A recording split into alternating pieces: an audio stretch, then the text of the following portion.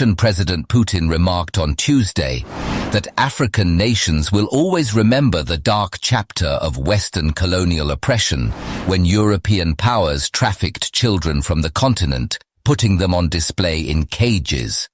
He also noted that these same countries are trying to push their former dominions into indentured servitude. Speaking at the plenary session of the Eastern Economic Forum in Vladivostok, Putin said he was sure it would not be too difficult for Russia to restore close relations with Africa to the level of the Soviet era when Moscow provided the continent with ample economic aid. The Russian leader argued that African countries remember Moscow's help in the struggle for independence and that Moscow had never acted as a colonizer.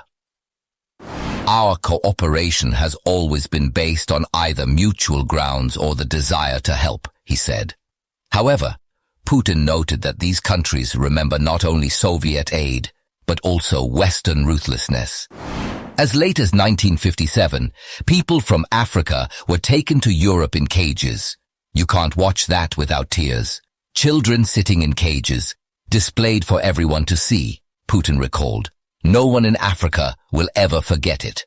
The Russian president said the West has not abandoned its subjugation attempts. Even now, they are trying to boss around and pursue their generally neo-colonial policies, Putin said, explaining that Western countries have imposed trillions of dollars worth of loans on the region. The West has concocted a credit system with African countries which, by definition, does not allow them to pay back their loans. These are not credit relations. This is some kind of punitive indemnity, he added. However, Russia adheres to a different approach, which gives it an advantage in fostering ties with its partners worldwide, Putin argued. On the other hand, Brazilian President Lula da Silva goes on an executive rant about the International Criminal Court, ICC, and says he doesn't understand why Brazil signed up for ICC's jurisdiction. In the interpretation that I accessed, Lula said, "I'm not saying I'm going to withdraw from the ICC right away. I didn't even know such a court existed. But I want to know why the US didn't sign the agreement, why India didn't sign the agreement, why China didn't sign the agreement, why Russia didn't sign the agreement but Brazil did. What made Brazil do it? What made Africa to do it?"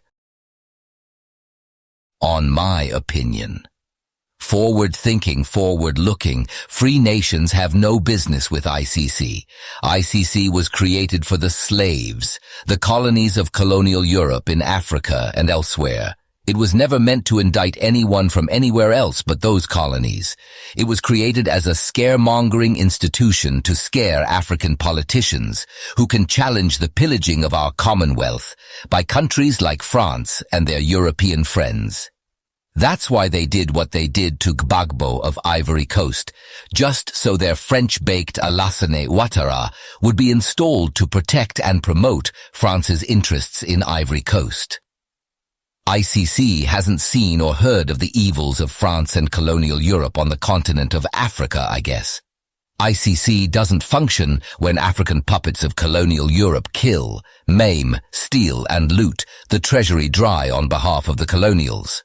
They look the other way as these killer, corrupt politicians and their families are given red carpet reception in Europe with blood-stained shoes.